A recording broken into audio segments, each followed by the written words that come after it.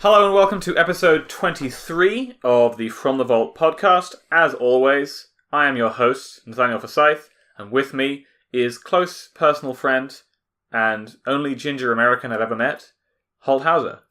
How's it going?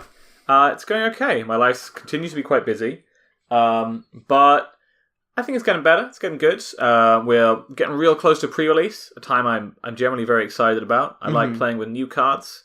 One thing I like more than seeing new cards is feeling new cards and then using them to beat people. It's great. Are you just like bang into that like tactile in your hand sort of sensory experience? There is definitely a difference between that and like playing Magic Online, for example, or playing other digital card games. I think you'd be hard pressed to find a player that didn't find a difference between those experiences. That's true. And I know for me, like playing online is just so much harder, as it were, because I don't have a person in front of me. And I think a lot of the enjoyment I take out of Magic is in the social human-to-human interaction. See, where I think I feel like I enjoy the physical playing of Magic, and there is definitely something very like intrinsically appealing about that.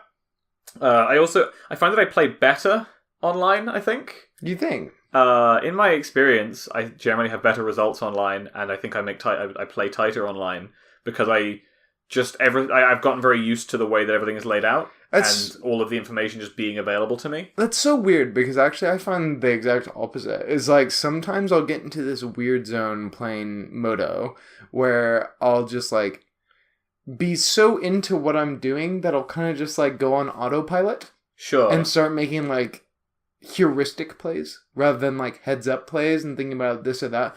I find that is not at all the case when I'm playing number one certain types of decks. Sure. So like playing Storm Online. I play a lot of Modern Storm Online. Not so much recently just because I've been really busy. But in general, when I play those types of decks where it's like some cards just like get you so hard, then like I find myself constantly being like, oh, I have to think about this, and actually keeping like a spreadsheet while I play online and taking notes of like my mulligans actually helps me like actually pay attention. But when I'm playing like fair decks, I'm just like play a creature on 2, do this, do that. Like sometimes it's so easy for me to check out, especially if I'm doing like back-to-back leagues. I will say that like you can get into much worse habits online where like I just switch on Netflix and I'm flicking back and forth between it.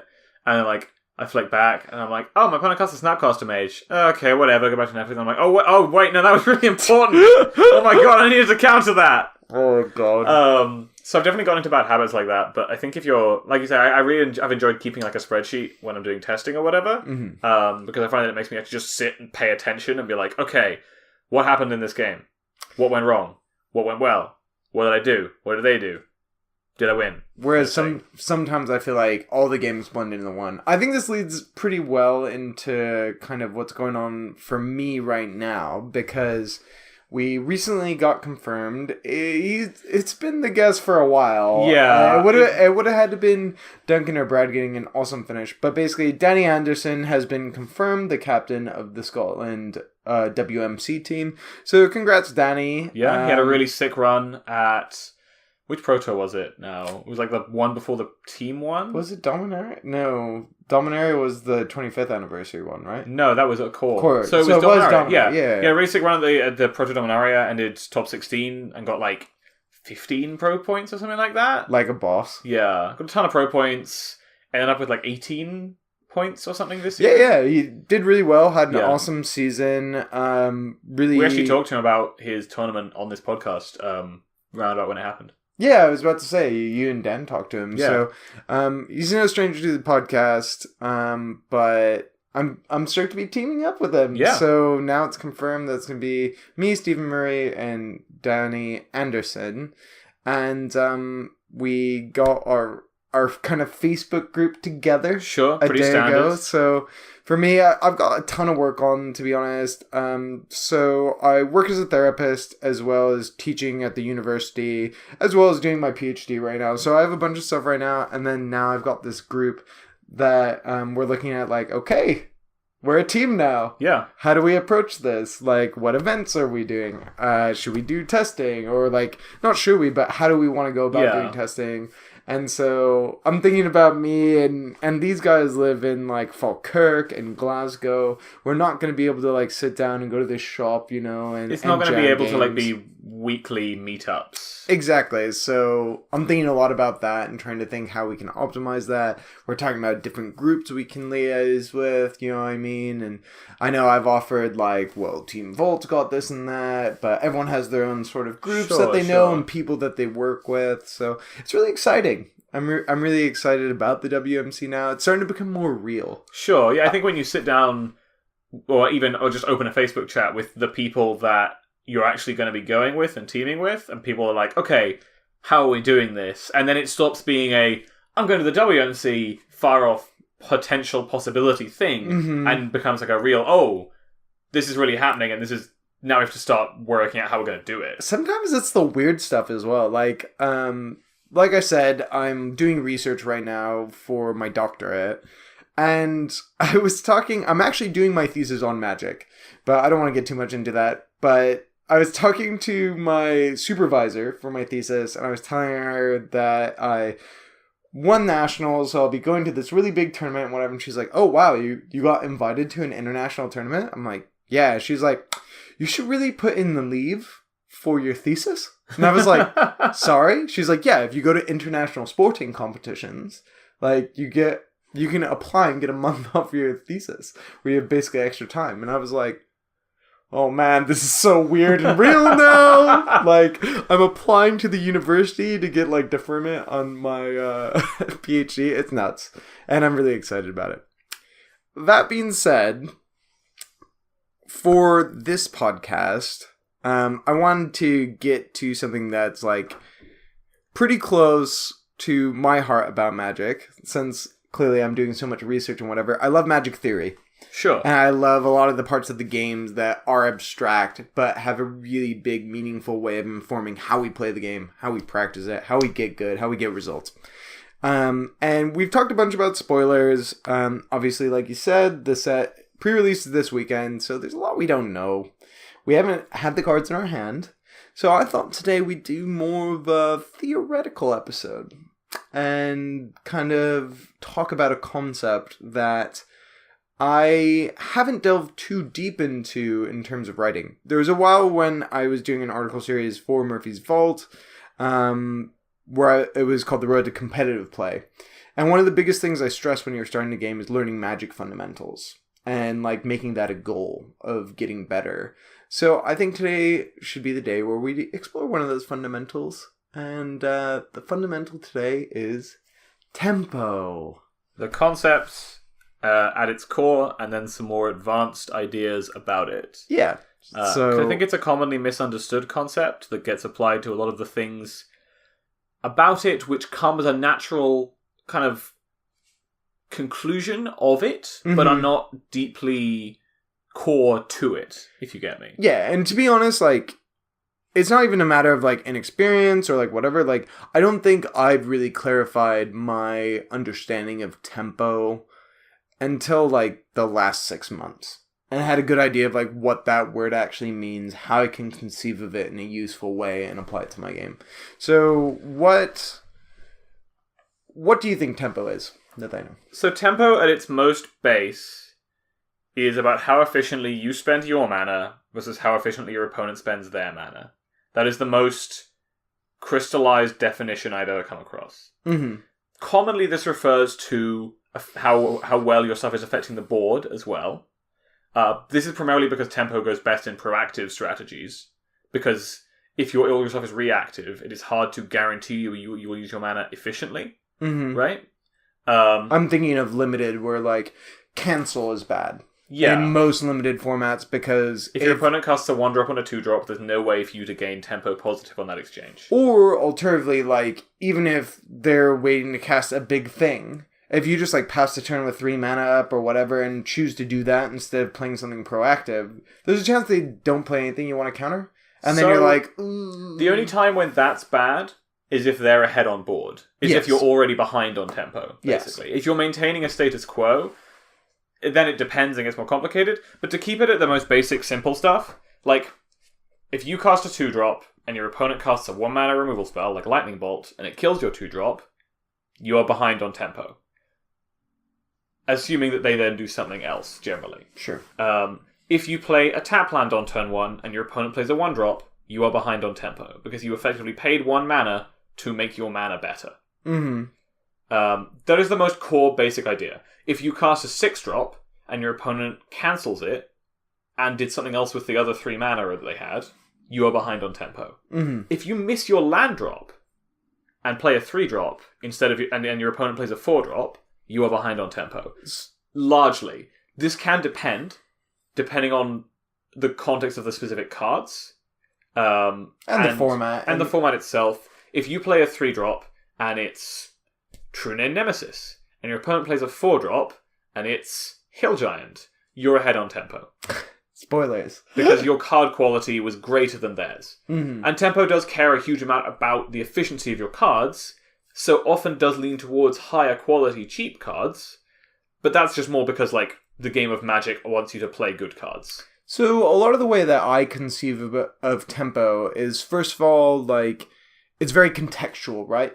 Yes. No matter what, tempo means nothing if we don't have any sort of frame of reference about how much X effect is worth, and how much X effect costs to be dealt with. That's definitely true. If that makes sense. Yeah. So most of the time I like to think of it as like, if I play an effect, it costs X mana, and my opponent has to spend X plus 1, I'm ahead on tempo. Yeah, that is a basic idea, is that if you play threats that are more difficult to deal with than they cost to play, basically. Bearing in mind that, again...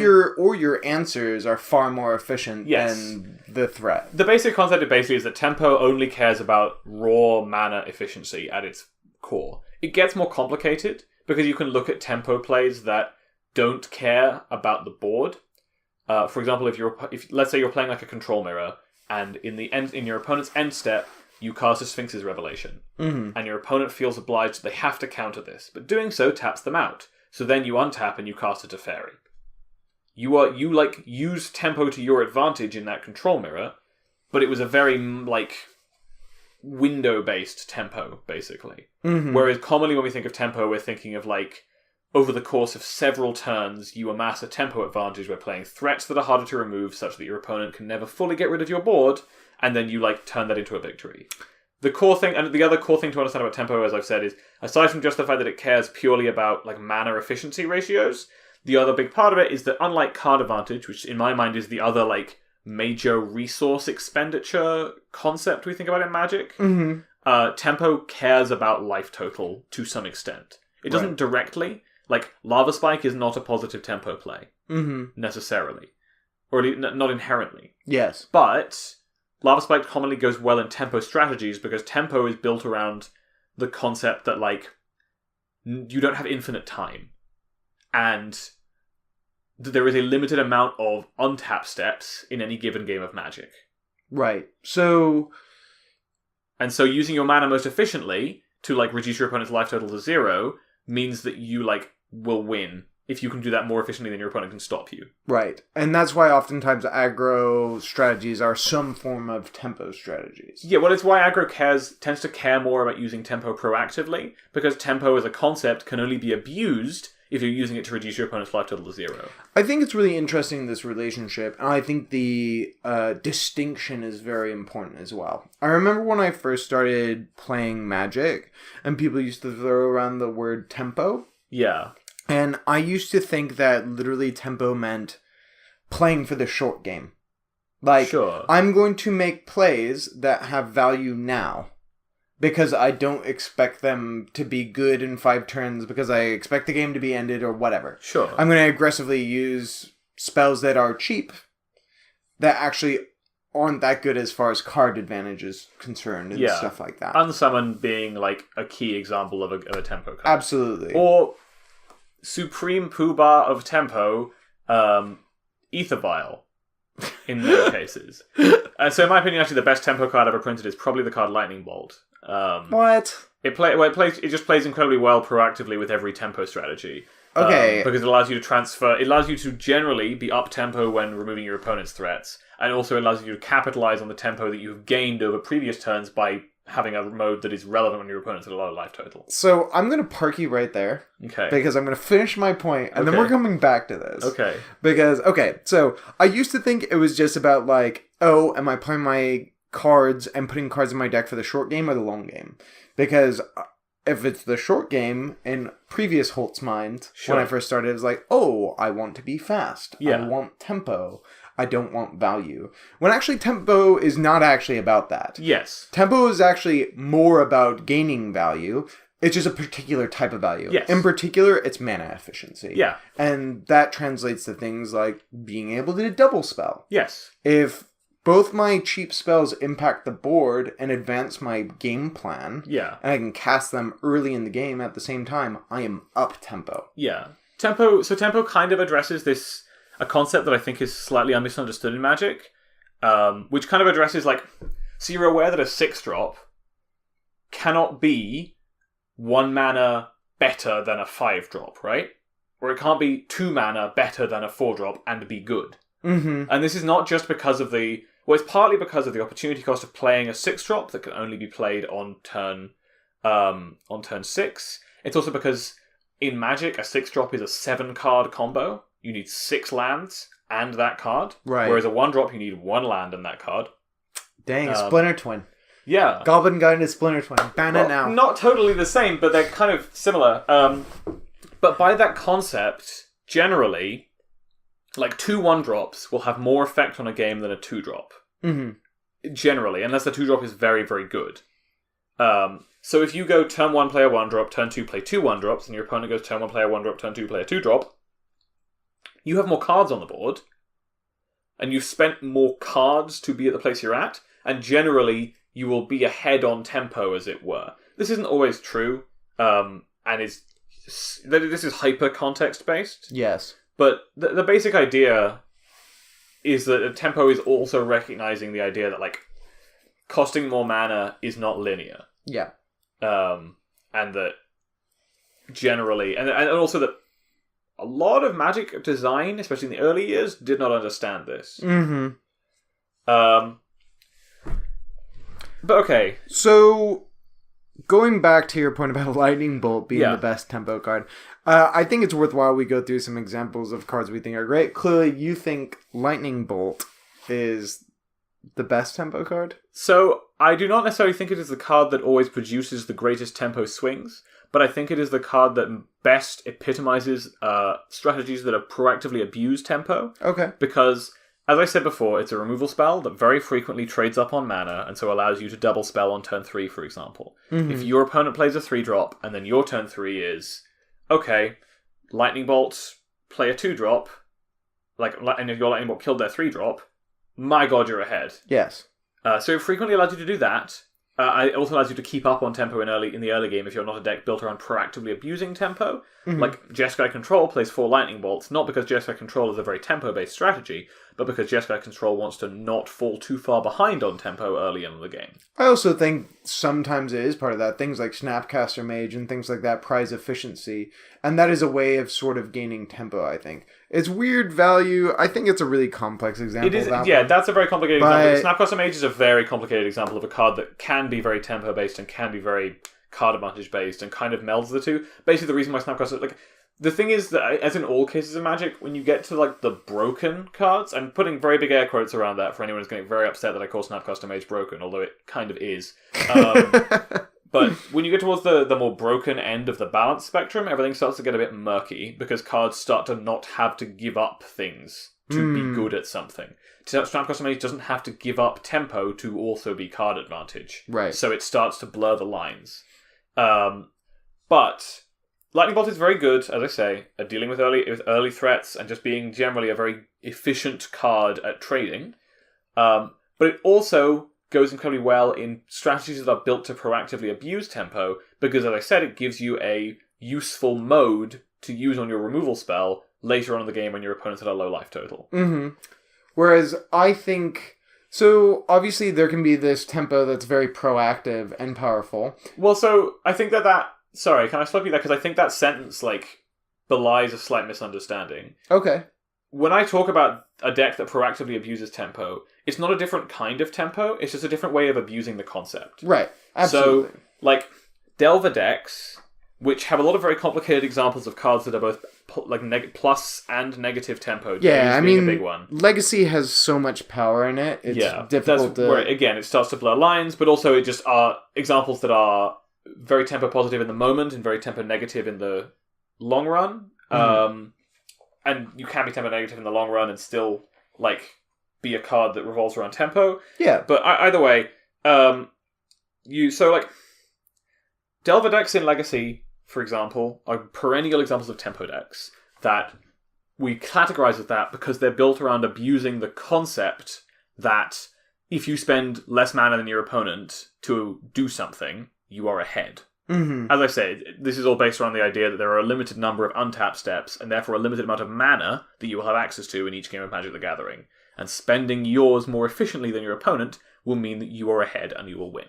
Yes. In the same way that card advantage is about using your cards more efficiently, and tempo is therefore about using your mana more efficiently. So it's not that there is different kinds of tempo necessarily, it's that different decks approach it differently. That's what I was trying to say, but that probably came out a bit... No, I mean, it's not meant to be necessarily like a smackdown. Are you kidding me? What, you don't want to smack me down? I feel like that's pretty much all of our daily interactions. That's fair, and I do. But I just wanted to kind of clarify to get across the idea that, like, there's only one concept of tempo. Yes. But how different decks abuse it or interact with it is different. Apply it, exactly. Yeah. So the card I was thinking of is a bit...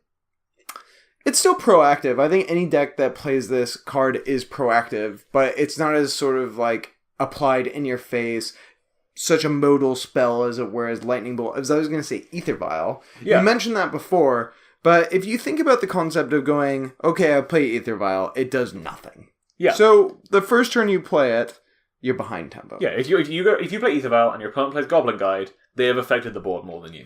But going back to that concept of like, okay, the 6-drop is actually a 7-card combo. Yeah. It's 6 lands and a card. Ether Vial slowly ticks up and makes all your like 3 drops or 2 drops, however your deck's built, into basically a 1-card thing, or a 2-card combo for all those cards, where you're just like, okay, tap my Ether Vial into, I now get to do this thing. You also get the added benefit of flash on those things, but... That's something I want to talk about probably next, because that is a part of... That does affect tempo, as it were, but it's a bit more advanced. Yeah. But carry on. So, basically, strategies like Death and Taxes in Legacy, or like Merfolk in Modern. I was actually about to say, because I've recently played a league with the Spirits deck in Modern, which plays Ether Vial. It only plays 3, but it does play 3 Ether Vials. And I was a specific turn that I remember that is like part of why... Like, so Ether Vial is a very good enabler of double spelling, basically. It's like an enormous ritual, basically. That you get to do over and over again. Yeah, it's a really big ritual. That also gives you a flash, but we'll ignore that for the moment. But what Ether Vial, I had a turn where my opponent had 4 mana going into this turn, and I had an Ether Vial on 2 and 3 mana available. And I had a Spell Queller and a Phantasmal Image in my hand. Okay. And I was able to... And so they played a spell, so I Spell Quellered it. And they played a second spell, and I put the Phantasmal Image into play, and like copied my Spell Queller and Spell Quellered it. I sort of got 6 mana of value. We'll think about it as 5 mana of value for now. But Ether Vial, it allowed me to play as if I had 5 mana when my opponent only had 4, and I was able to like... And you only had 3. Yeah. Realistically, I actually only had access to 3 mana. Ether Vial is kind of like weird, because unlike a lot of tempo cards, it places like a deck building constraint on you. Yes. In order to make good use of it. You have to be playing like a specific band of CMC of creatures if you want to make it actually good tempo. You can't just be like playing a regular curve. It has to be like, no, we're playing mostly 2s or 3s. Yes. But I guess my point is that I think Ether Vial is a good card because of the incredible tempo advantage it gives you. Well, it must lets be, right? you cheat on a bunch of mana. Ether Vial is a terrible card from a card advantage perspective. Yes. Because you put a card down and it doesn't trade for an opponent's card in any meaningful fashion. It can allow you to do that with the addition of stuff like Flash, but it itself is like you've spent... It's like basically a mana producer. Yes, it is a very, very strange mana rock. Yeah. And mana rocks traditionally are like not card advantage, and ramp is a very hard concept to get into in the tempo. I was about to say that's interesting. I think the idea about ramp basically is that you make a negative tempo investment in one turn in order to have a positive tempo outcome in later turns. Mm-hmm. If tempo is about spending your mana more efficiently than your opponent, then having access to more mana than your opponent does allow you to do that. Okay, so what I was going to talk about is, after this, was the slightly more advanced stuff around, and I kind of alluded to it earlier where I talked about casting a spell on your opponent's end step, and basically being able to cast stuff at instant speed. And the way this affects tempo is because tempo is about spending your mana as efficiently as possible. Tempo doesn't just care about like how cheap a card is versus its effect. Mm-hmm. It also cares about how versatile a card is versus its effect. Okay, so you're more talking about like... Think about Deadweight versus Fatal Push. Mm-hmm. Ignore for a moment that the cards do kill different things and can do different things, and think about them purely in the concept of one mana removal spell.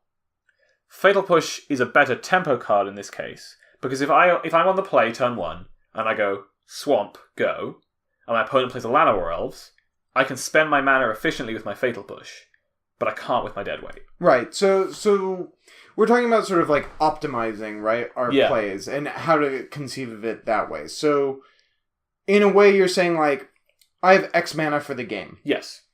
And on turn 1, I have 1, turn 2, I have 2, so that's 3 total mana, turn 3, I have 3, so that's 6 total mana, exactly, etc., etc.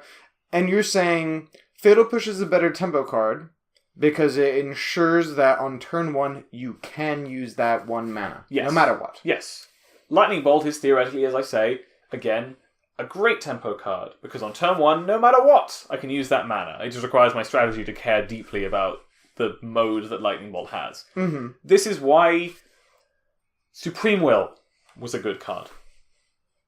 Supreme Will was from Amonkhet, and I don't think it ever saw huge amounts of play. It was always a pretty techie one or two of but it the showed list up. that wanted it. Yeah. It showed up, and the reason why it had quality to it, despite being an overcosted version of both of its modes were, it was 3 mana, 2 and a blue.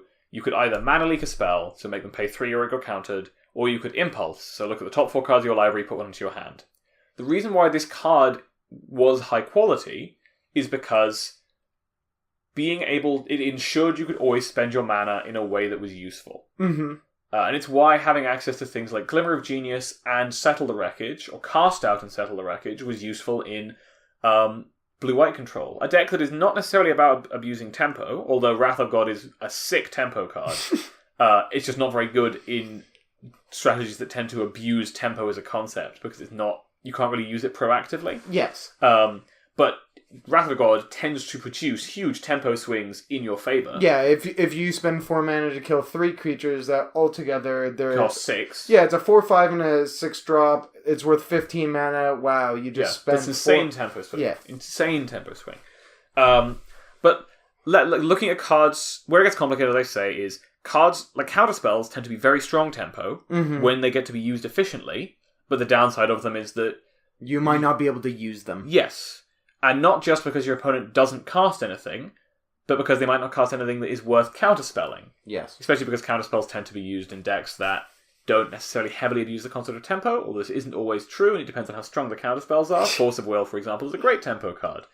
But that's partly because you give up no... you don't lose any mana from keeping up Force of Will. Obviously, Yeah. you can just exile the card from your hand and play that counterspell for free. Yeah. If something comes up where you're like, I need to counter this. Yeah. So no matter what, you get to make the most valuable use of that resource. Yes, so Supreme Will, as I said, lets you do whatever, lets you always have a mode that is useful to spend 3 mana on if you're worried about, like, oh, well, my opponent, as I've said before, Cancel is a hard card to evaluate from a tempo perspective because it can be amazing. Your opponent casts a 5 or a 6 drop, you cancel it, you're insanely ahead. But sometimes they go 1 drop, 2 drop, and you leave up 3 mana because, you've got the cancel. Yeah. And they go, cool, hate you. And you're like...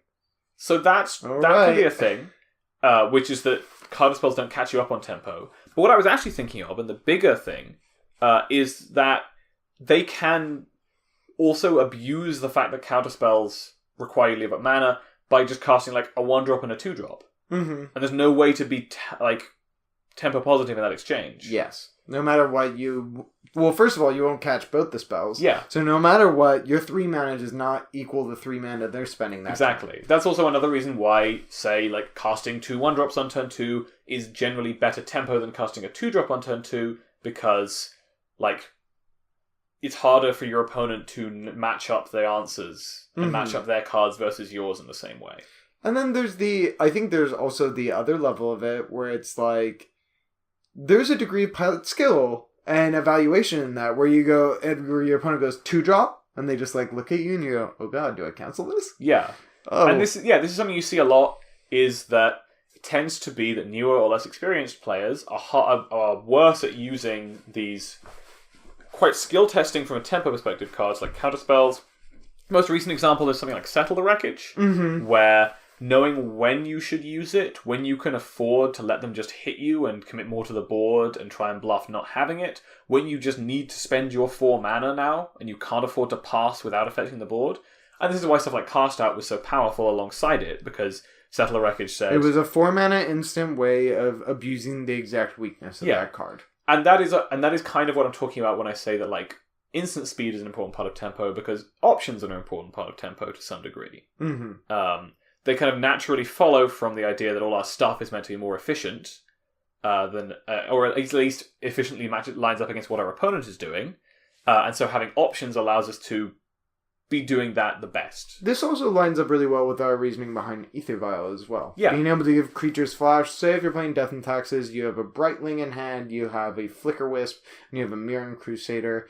Your opponent has 2 fetch lands, because apparently they're not playing the game. Sure. And you're sitting there with your Ether Vial on 3, and you're going, well, I don't know which one's the right thing to play. Pass? Yeah. You know, and you get to be able to get more information to make the most optimal play that will put you tempo ahead. So it gives you more information, and it also allows you to, like, do stuff in a more efficient way against what your opponent is doing, because you can also pressure their mana a bit more efficiently. The most common example of this in my mind in Legacy alongside Ether Vial is the very common play where they go Plains Ether Vial on turn 1 on the play, and you go, okay, I'll play a land.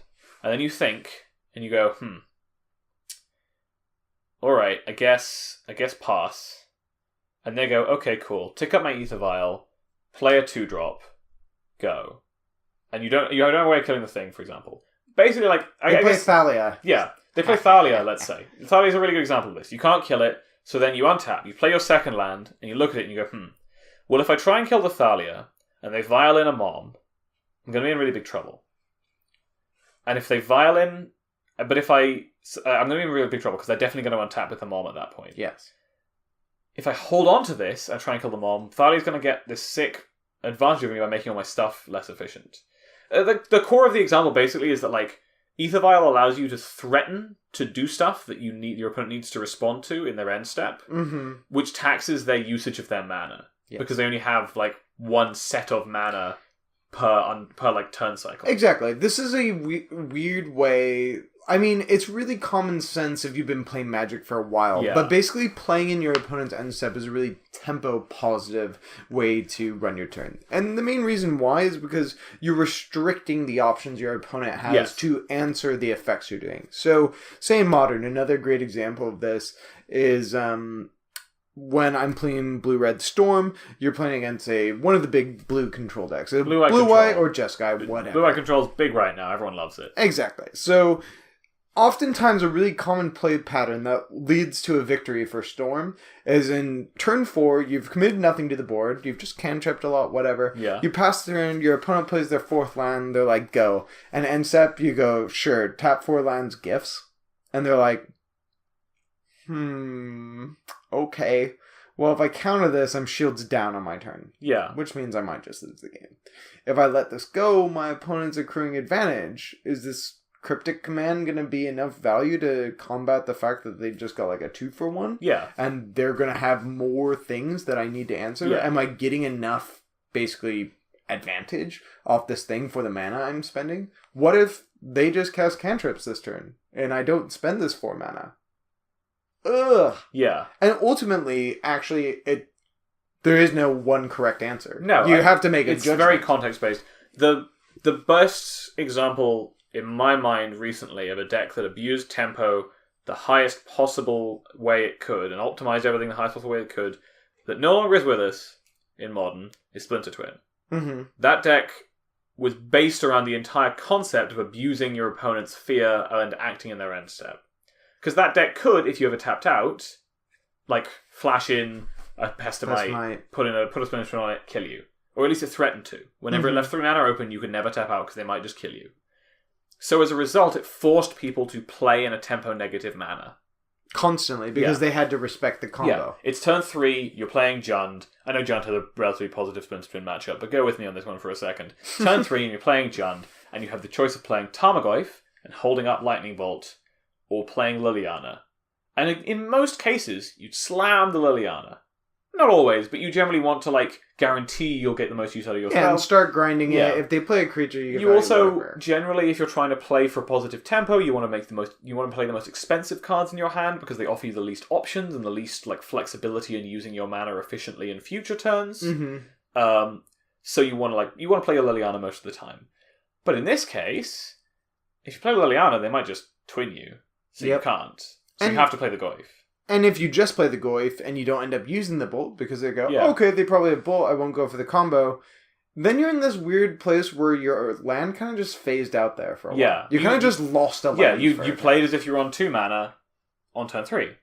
You basically missed a land drop or played a tap land. Now, the thing is, Splinter Twin basically abused this to the nth degree by saying, okay, we're going to play this game every turn. Yeah. And I'm going to constantly force you I'm to able do to this. win a tempo game. Yes. I'm able to win a game where you're playing... Not necessarily... I wouldn't be able to win a tempo game in a fair fight, but I can abuse the fact that you have to respect my combo to be able to allow me to, like, actually win through, like, Snapcaster beats a reasonable amount of the time. Mm-hmm. Like, a lot of that deck's win percentage came from the fact that it had a threat of winning the game, and that threat in some ways ignored tempo, right? Because, like, Splinter Twin or plus Deceiver Exarch is like 7 mana to win the game, which is technically infinite tempo. Mm-hmm. But, like, Splinter Twin is not really an inherently tempo card, right? It's a combo card. Yes. Splinter Twin doesn't care about affecting the board, and it doesn't really care about, like, using your mana efficiently. Like, a 4 mana enchantment aura is definitely not a using your mana efficiently thing. Yes. But Splinter Twin is able to punish everybody else into not using the mana efficiently, such that this deck So this deck was able to play this strong tempo game in addition to this strong combo game. Mm-hmm. And that's part of the reason why it's not in Modern anymore. Woohoo! Really. Some people like that. I was about to say, sorry to everyone who lost their deck. Yeah. Splinter Twin was a cool deck, but it probably was a bit too good. I think it's important to realize that since this is a fundamental, it basically... We're talking about a lot of strategies that optimize tempo. Yes. But it is present in literally every game of Magic you play. Yeah. There are a few exceptions to this. Exactly. And there are also times when you need to be able to know that you can ignore it. Mm-hmm. I think that the first one most often comes up in Constructed. Decks that don't care about tempo tend to be decks like Storm or Sneak and Show. Those decks still sort of care about tempo because they do care about the mana efficiency of their spells, but that's generally more from like a quality perspective, if you get me, rather than an actual something we would normally regard as tempo. Dark Ritual is good because it produces a lot of mana for the mana you spent For on it. 1 mana. Yeah. You get 3. But it isn't used in such a tempo-y way. Mm-hmm. Or at least if it is, it's in a much more complicated way. Yes. It's hard to really approach. Reanimator is sort of like sick tempo. Yeah, you get to pay 2 mana for an 8 mana creature. That's a 7/7 lifelinker, draw 7 cards by paying 7 life. But the deck doesn't necessarily... It does utilize tempo to some degree. A lot of these decks don't utilize tempo in the way that we would traditionally think of them, but they do in some ways. Yeah, so the way that I kind of like to think about how some of these really... They're typically very busted, unfair decks that just don't care what's happening on the board. They don't care how much you're spending or I'm spending to do the things I do. because they care about how relevant those things are to what their game plan is. Exactly. Because if there's a misstep, it doesn't matter if you answered all my things effectively. If I go, okay, I win the game now. Yeah. Like, it doesn't matter if you traded efficiently. It doesn't matter if you made smart decisions. If I have a button that says, I win the game. Now, I will say that in a lot of matchups, there will be small tempo elements, and this will usually be at pretty high levels of play. It usually comes down to those things we're talking about, where it's like, oh, do I make the tempo positive exchange against the combo player? Yeah. Actually, no, I don't, because it means I just lose. Yeah. You know what I mean? And being able to play that game. So those are often times where you need to be able to look past the basic concepts of tempo and card advantage, which is kind of I think the important thing to learn. After you learn what they mean and what they mean for how you should be playing Magic, you then need to be able to learn when you should discard them. Yes. You know, when should I start attacking with my 3/2/2s into my opponent's 4/4? Sometimes this is easy to recognize, but sometimes it's harder. You know, when should I do that? Because I'm not going to win the game if we start to play a game where I'm trying to trade with their 4/4, for example. When should I not counter my opponent's 4-drop with my counterspell? Because it doesn't matter. Yes. I mean, there's a level as well where, this is something that's, like, super, super basic. You hear about this when people are talking about starting and saying, like, what's the best advice you can give a new player for learning to play. And one of the things people tell you is, like, spend as much mana as you can every turn. That's basically saying utilize as much tempo as you can. Yeah. That does not mean that's optimal play. No. Just because you are tempo positive in everything you do, that doesn't mean you win the game. The best example of a widespread... Oh, I guess the most widespread example of when it is incorrect to play for tempo commonly is the card Brainstorm in Legacy, in my opinion. Okay. And people do take this a bit far sometimes, but commonly... I am so bad at playing Brainstorm. Like, since in Legacy, all I play is Death and Taxes. I am terrible at resolving Brainstorm. Please enlighten me now about why you don't brainstorm on end step. Well, because the basic concept is that the card Brainstorm gets more and more valuable as the game goes longer because you see more and more cards. And really the idea applies to most cantrips of the kind of power level that Brainstorm is, or close to it, stuff like Ponder and Preordain. That really you should only be casting them when you know what you're looking for with them. Like the turn 1 Ponder in the Dark is a positive tempo play. You are doing something proactive with your mana. It's sort of a positive tempo play. It's not necessarily because you're not actually doing anything to the board, but for the purposes of this discussion, we'll say it is. But it's not a very good play, because you look at the top 3 cards of your library and you're like, Force of Will, Swords to Plowshares, Land. And you look at your opponent and you're like, I don't know if these are any good. Yep. To be fair, that example is quite varied. But I mean, you look at like Swords to Plowshares, Land, and you're like, I don't know if this is good. My opponent could like play an island and cast their own Ponder, and suddenly, if I kept this, I'm losing the game. Yeah. And if I didn't keep, but then my opponent could also go like fetch an Underground Sea, play Delver, and if I kept this, I'm probably winning the game. Mm-hmm. This also comes from how polarized a lot of Legacy is, but I think it applies to even to Standard to some degree, that sometimes you need to be able to have information to make plays. Sure. And maximizing the amount of information you have is more important than maximizing the amount of mana you have. This happens a lot in Modern Storm as well. Yeah. So, like, a classic example is Serum Visions. I'll have, another cantrip in my hand, like Sleight of Hand. Yeah. Or Opt, Yeah. for example. And Opt's a better example because it gives me more opportunities to use it.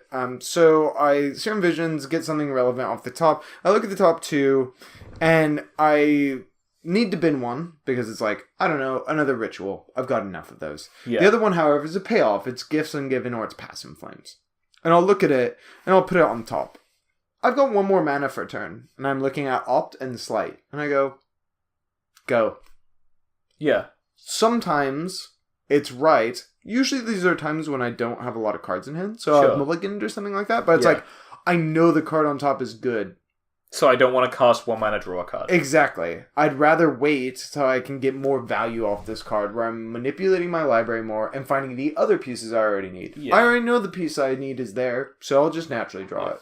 This kind of stuff tends to veer away from tempo, and cantrips are a weird example, specifically because they're commonly anti-tempo plays because you're spending mana to do nothing. Yeah, to not do anything. You're spending mana to make your draws better. So I'm about to compare cantrips to ramp, but I think they're kind of similar in that you're investing a negative tempo now in order to have a positive tempo exchange later. Yeah, that makes sense. With the idea being that tempo still applies when both of you don't have very many resources. You just have less ability to affect it most of the time. Sure. If you're both in limited and you're top decking, and you top deck a 2-drop, and your opponent top decks a 6-drop, they're super ahead on tempo.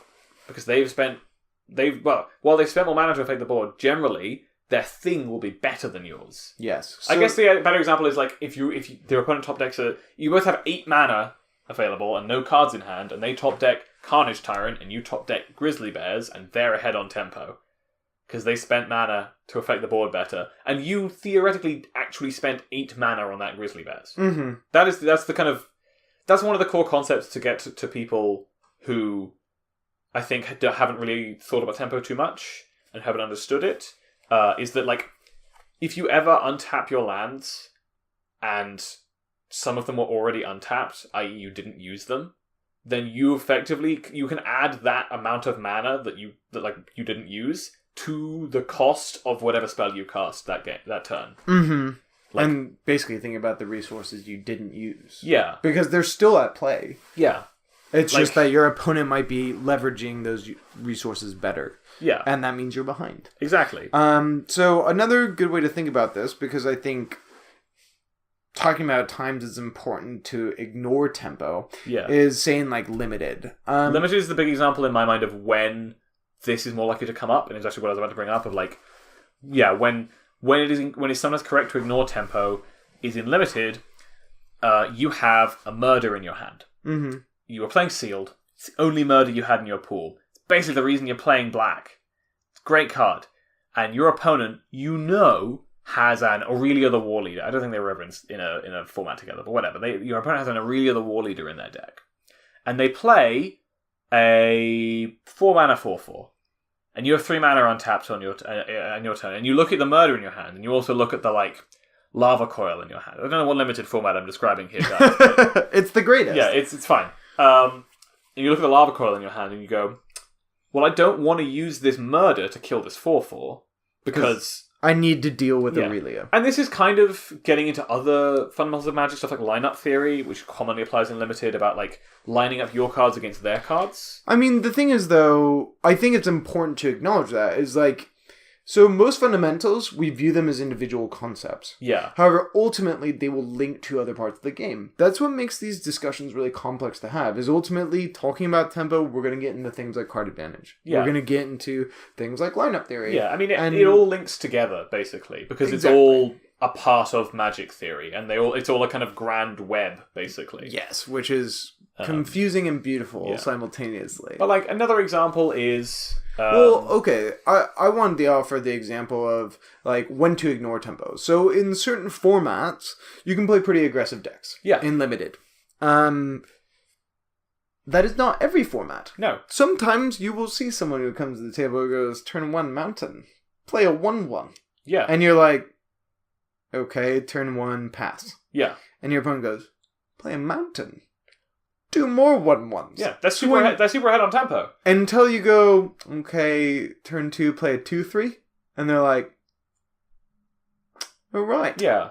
Your 2/3 effectively, because they're not ahead enough on tempo. And this is the thing that I think is interesting, is let's say that you're at 6 life, and your opponent has 3 2/2s, and you play a 4/4. You get a tempo boost back in your favor because of the quality of what you're doing to the board. Yes. But... And theoretically, your 4/4 negating their 3 2/2s would be good, right? Mm-hmm. It would be a very positive tempo swing in your favor because they can't really attack into it profitably. Yes. They'll be losing resources. Yeah, they'll be losing resources to do so. But because the theoretically most important resource, it's very hard to think of life as the most important resource. But it sort of is, in that you do lose the game when you have none of it. Yes. But because that resource can be attacked profitably by them, in that each of their 2/2s now becomes 4 damage and then 2 damage, then you're still behind.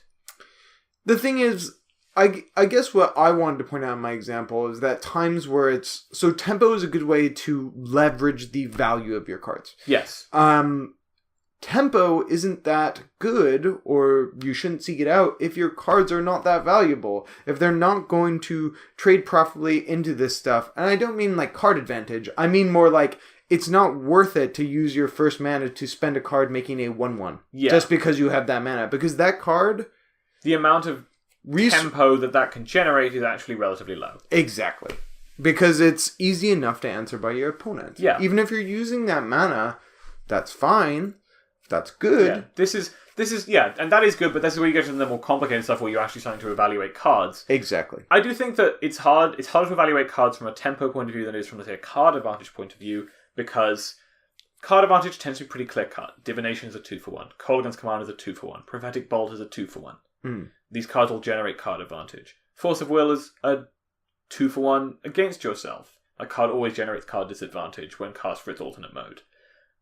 But it's pretty sick tempo. Yeah, but tempo is more context dependent and slightly harder to clarify exactly, and harder to kind of Well, you summarize. Can't see it from looking at one card. You need to see all the other cards that are around it. What your opponent's playing. Like what I'm playing. Yeah, the kind of even more advanced bit of tempo is... So I'm sitting here, I have Cast Down in my hand. Cast Down is a great removal spell. Wonderful. It's going to kill pretty much anything my opponent plays. My opponent plays Karizev, Skyship Raider, and I go, oh. They sort of tempoed me, and they also sort of card advantaged me. Because I can't use my mana to kill that now. I have to use something else to kill it. And this is why options help with tempo, because using your Fatal Push can be even better. It's making sure you get to spend that mana. But it is important... If you're trying to optimize, it's important to understand things like, if the only 1-mana play you have in your deck is Fatal Push, then, like, on turn 2, you can't tempo positive a Fatal Push, right? Even if you're killing a 2-drop, if you don't use the other 1 mana because you can't, because your opponent only had 1 creature, say, then you're still spending 2 mana to answer that 2 mana. Yes, but the thing is, that can be okay. Yeah. That can still be right. But it's important to realize how those interactions work and why being tempo ahead can be good if that's what your deck wants to leverage. Yes. That is kind of the crucial point. And we've gotten into a lot of different stuff to talk about tempo. Tempo is a really complicated concept to really tackle, I think, and for people to think about, because there's so many different ways of leveraging it. Most of them being proactive, but some of them being... Wrath of God. Yeah, so like Wrath of God is a card that recognizes tempo matters. A card I think is really interesting from a tempo perspective is Sphinx's Revelation, because it is negative tempo, but it does have a kind of failsafe built into it that lets it get away with being such negative tempo. Right, there's something built in that mitigates it. Yeah. Like Fogs are very strange cards from a tempo perspective. They are not positive tempo, but they do allow you to kind of like not fall behind in the on the resource angle that tempo cares about secondarily. We see this in a lot of different factors of Magic, though, especially the things that come up in constructed play. Yeah. So, look at creatures with Enter the Battlefield effects. Yeah. Typically, if a creature is reasonably rated and has a good ETB, it will see some form of constructed play, whether it's standard, modern, legacy, etc. Yeah. It's just going to see that. And the reason why, actually, is it's really hard to mitigate the value it's created, even if you answer it extremely efficiently. So a lot of really powerful formats are basically typified by these answers that are extremely tempo efficient. Reflector Mage got banned. Yeah. And that card was sick tempo. Well, Still tempo is in Modern. Yeah. That card also is like insane tempo, not just because it's commonly 3 mana, make a 2/3, and remove whatever your opponent has put on board.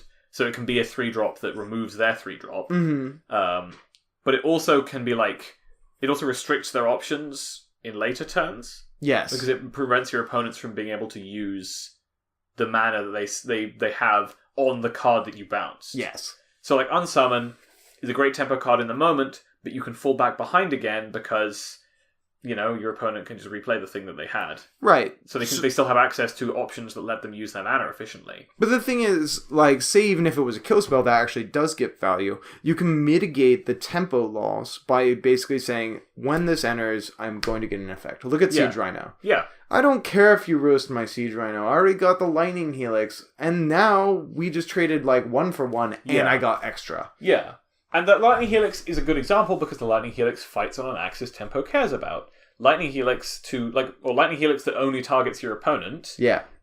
Siege Rhino trigger. Yeah, Siege Rhino trigger doesn't care about card advantage. It purely cares about pressuring your opponent and putting them in a position where they have less options. And this is kind of the grand idea of Tempo to me, and why it cares about life total where card advantage doesn't, is because, let's say you're at 1 life, and you're facing down your opponent who has a board. You are forced into making certain plays. Commonly. You have to block, say. Like you have to chump block, or you have to do another thing, or you have to play a certain card in order to stay alive. And Tempo is part of it is recognizing that you can restrict your opponent's options by putting them under pressure and making it so that they are forced into certain plays, otherwise they will die. Right. Being able to abuse that is a whole nother thing. Right, but it's the sort of thing of sometimes, especially proactive strategies, I think these are words of wisdom you offered me a very long time ago, and I'm not sure if you got them from somewhere else.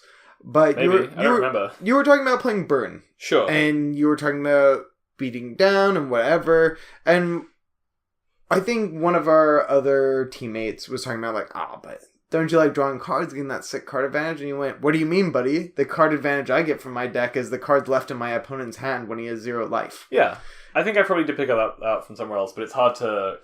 I think I picked it up from, reading general Magic stuff, right? Exactly. But the thing is, that is sort of the level of it when you consider Tempo. Is that, this is the finite resource that I'm dealing with. Actually, I'm going to make my trades efficiently enough, play creatures efficient enough, that it doesn't matter whether I get the value out of them in the long term. They are valuable enough, they're hard enough to answer, and they advance my game plan that ends the game. Yeah. Pretty much. Any deck that abuses Tempo, it tends to be one that is looking to end the game sooner rather than later. And on your turns. Yeah. Or your terms, I should say. To go back to probably the, most fundamental Magic the Gathering, strategy article ever written, if you're abusing Tempo, you're probably the beatdown. Mm-hmm. And generally, if you want to be the beatdown effectively, you want to be abusing Tempo. Yeah. And its concept, and doing things more efficiently than your opponent, and putting your opponent in tough spots. Tempo is the reason why it is good to win the die roll. Yeah, die rolls. Tempo defines a lot of Magic, but it's much less defined itself. Mm-hmm. And I hope that people have learned a bit of something from listening to us talk about this. I felt like we got off track in a few spots, but I think we mostly have talked about interesting stuff, and stuff that I hope people can put to use in their own games of Magic and in their own deck building theory and just in their own play. That's what I was about to say, is these concepts are tough, and I will say that I'm not done working with them. And even our conversation today, maybe some of the pitfalls we ran into or the places we got sidetracked are all places where it's valuable to think about this and to wonder about it and be like, okay, how does this come into play? How can I think about this?